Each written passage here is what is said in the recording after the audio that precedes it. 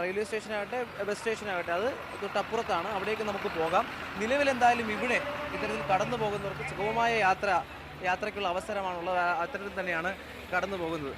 അമ്മേ, അപ്പോൾ പൊങ്കാല കഴിഞ്ഞു. സന്തോഷമാണോ? സന്തോഷം, അടിപൊളി ആണോ?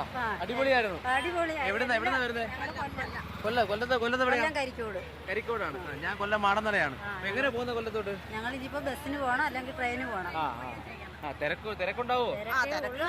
ആണോ? വർഷത്തെക്കാട്ടിൽ ഇഷ്ടം പോലെ തിരക്കുണ്ട്. അങ്ങനെ കൂടുതൽ മനുഷ്യരെ കാണുമ്പോൾ കൂടുതൽ സന്തോഷമാണോ വരുന്നത്? സന്തോഷമുണ്ട്. അപ്പൊ എന്തായാലും കഴിഞ്ഞ് മടങ്ങുകയാണ്. ശരി, ഓക്കെ.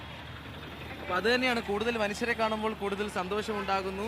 ആ സന്തോഷം എന്തായാലും ഇനി പോയി ഈ പൊങ്കാലയെ കുറിച്ച് ഓർക്കുമ്പോൾ പറയുന്നത് ജനങ്ങളാൽ നിബിഡമായ ജനങ്ങളെ കൊണ്ട് നിറഞ്ഞ, അവർക്ക് ചുറ്റും ജനങ്ങൾ ഉണ്ടായിരുന്ന അല്ലെങ്കിൽ മനുഷ്യരുണ്ടായിരുന്ന ഒരു പൊങ്കാലയായി അവർ ഓർക്കും. എന്തായാലും മടങ്ങുകയാണ്, എല്ലാവരും മടങ്ങുകയാണ്. അപ്പോഴും നേരത്തെ പറഞ്ഞതുപോലെ ഒരു പ്രവർത്തനം അതിൻ്റെ ആരംഭത്തിലാണ്. ഇവരെല്ലാവരും ഇത്തരത്തിൽ പ്രസാദങ്ങളുമായൊക്കെ മടങ്ങുമ്പോൾ ഇവിടെ ഒരു പ്രവർത്തനത്തിന് തുടക്കമാണ്. ഇവിടെ നഗരം പഴയപടിയാക്കാനുള്ള ഈ ദൃശ്യങ്ങളിൽ കാണാം. ഈ നഗരം ഇനി പഴയപടിയാക്കണമെങ്കിൽ അത് എത്രമാത്രം ശ്രമകരമായ ദൗത്യമാണെന്നറിയാം. അതിനുവേണ്ടി എല്ലാവരും, ശുചീകരണ തൊഴിലാളികളെല്ലാം രംഗത്തിറങ്ങിയിട്ടുണ്ട്. അവർ പ്രവർത്തനം തുടങ്ങിയിട്ടേ ഉള്ളൂ. എന്തായാലും അത് മുന്നോട്ട് പോവുകയാണ്, അത് മുന്നോട്ട് പോയിക്കൊണ്ടിരിക്കുകയാണ്. അപ്പോൾ ഇപ്പോഴും ഈ ദൃശ്യങ്ങൾ കാണാം, ഒടുങ്ങാതെ ഇങ്ങനെ നിലയ്ക്കാതെ ആളുകൾ വന്നുകൊണ്ടിരിക്കുകയാണ്. ഈ പൊങ്കാല അർപ്പിച്ചതിന് ശേഷം അവർ മടങ്ങുകയാണ്.